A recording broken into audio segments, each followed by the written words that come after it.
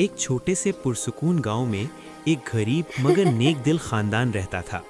اس گھر میں 3 بھائی تھے، عمران، سلیم اور یوسف، اور ان کی ایک اکلوتی بہن زینب تھی۔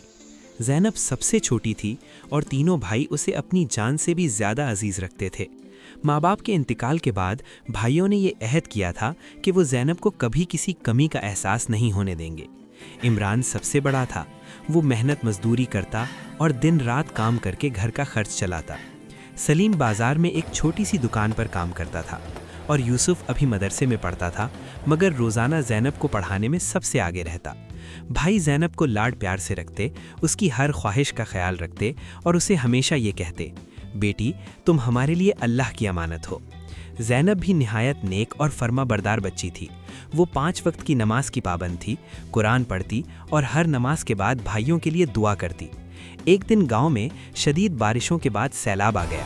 عمران کا کام چھوٹ گیا، سلیم کی دکان بند ہو گئی اور گھر میں فاقوں کی نوبت آ گئی۔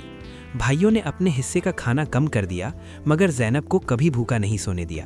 ایک رات زینب نے بھائیوں کو روتے ہوئے دعا کرتے سنا، یا اللہ ہمیں صبر دے اور ہماری بہن کی حفاظت فرما۔ زینب کا دل بھر آیا۔ اگلے دن وہ اپنی چھوٹی سی چوڑیوں کو لے کر گاؤں کی ایک نیک عورت کے پاس گئی اور کہا، آنٹی یہ بیچ دیں، میرے بھائی بہت پریشان ہیں۔ کچھ دن بعد گاؤں میں ایک نیک تاجر آیا۔ اسے زینب کا اخلاص معلوم ہوا تو اس نے عمران اور سلیم کو کام دے دیا اور یوسف کی مدرسے کی فیس بھی خود ادا کرنے لگا۔